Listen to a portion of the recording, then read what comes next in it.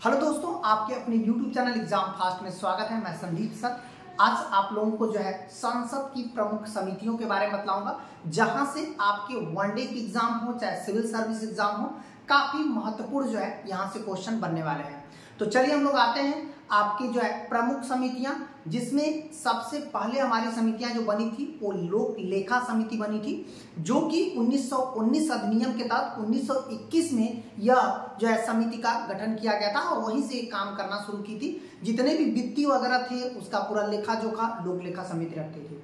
हालांकि भारत में स्वतंत्रता के बाद जब हमारा संविधान गठित हो गया तो आप देखेंगे कि वित्त मंत्री द्वारा जो है पहली एक प्राक्कलन समिति, ये सबसे बड़ी समिति थी, क्योंकि इस समिति में आप देखेंगे 30 सदस्य थे और 30 सदस्य लोकसभा से थे।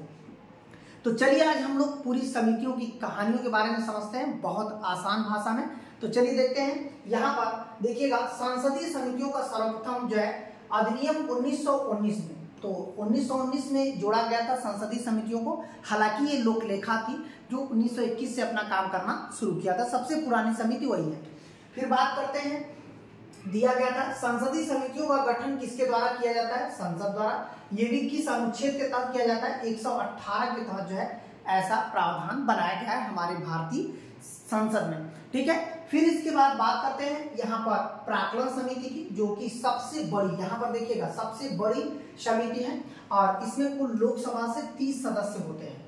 30 सदस्य होते हैं। ये संसद में जो है इस समिति की सिफारिश 1950 में वित्त मंत्री खुद ही जॉन बथाई द्वारा जो है किया गया था कि ताकि यह समिति बनाई जा सके। ये भी वित्तीय चीजों को देखरेख करती है।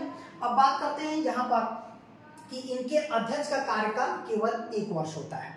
फिर दूसरी जो कि सबसे पुरानी समिति हमारी लोक लेखा समिति है, यह समिति सबसे पुरानी है। यहाँ पर देख सकते हैं कि यह समिति जो है सबसे पुरानी है, जिसका गठन 1919 यही जहां से शुरुआत होता है। 1919 के तहत जो है 1921 में अपना ये काम करना शुरू कर दिया था। ये पूरी तरह से स्थापित हो गई थी। सबसे पुरानी समिति जो है आपका लोक लेखा समिति है। इसे जो है प्रारंभ किया गया। इसमें कुल 22 सदस्य होते हैं और 22 में से 15 लोकसभा से होते हैं और 7 जो है राज्यसभा से होते हैं। यह समिति वित्तीय चीजों का देखरेख करती है, जिसमें आप वित्तीय जितनी भी घटनाएं होती हैं उनका देखरेख करती है। इस समिति को प्राक्कलन समिति का जुड़वा बहन कहा जाता है। ये बार बार क्वेश्चन आपके एग्जाम में पूछा है। जितना अंडरलाइन किया जा रहा है गोला, वो एक प्रकार का फैक्ट है जो आपके वनडे एग्जाम के लिए बहुत ही महत्वपूर्ण होने वाला है। फिर इसका इस समिति का जो अध्यक्ष होता है 1 वर्ष का होता है और अध्यक्ष हमेशा किससे होता है? विपक्ष का होता है। इसका मतलब है विपक्ष दल में जो है चुना जाता है, कभी पक्ष या सत्ता पक्ष से कभी नहीं चुना जाता है। ठीक है।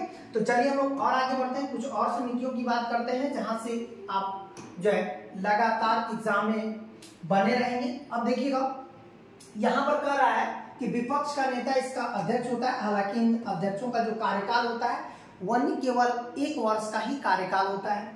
यह समितियां वित्तीय लेखा जोखा बहुत अच्छे से देखती हैं। फिर आते हैं सार्वजनिक उपक्रम समिति। इसका गठन 1964 में कृष्ण मेनन जो है समिति की सिफारिश पर गठित किया गया था। यहाँ पर देखिएगा कृष्ण मेनन समिति, इसमें टोटल 22 सदस्य होते हैं और जहाँ पे 22 सदस्य हैं वहां पे 15 और 7, इसका मतलब है कि 15 लोकसभा से होंगे और 7 जो है राज्यसभा से होंगे और एक अध्यक्ष जिसका कार्यकाल कितना होगा? 1 वर्ष होगा। अध्यक्ष का कार्यकाल 1 वर्ष होता है। फिर इसके बाद याचिका समिति आती है। इसमें जनता के हितों को विषय या जनता के हित के विषय में याचिका प्रस्तुत किए जाते हैं संसद में। यह जांच समितियां होती हैं और इसमें जो है लोकसभा से कितने 15 सदस्य होते हैं और राज्यसभा से 10, मतलब टोटल मिलाकर के इस समिति में कितने सदस्य होते हैं? 25 सदस्य होते हैं और इनका कार्यकाल जो है 1 वर्ष होता है और यह जांच करती है। इस समिति का कार्य है कोई भी घटनाएं या सार्वजनिक जो भी कार्य होते हैं उनकी जांच करना। ठीक है। इस तरह की वीडियो देखने के लिए हमारे एग्जाम फास्ट YouTube चैनल को लाइक सब्सक्राइब जरूर कर दीजिएगा। धन्यवाद।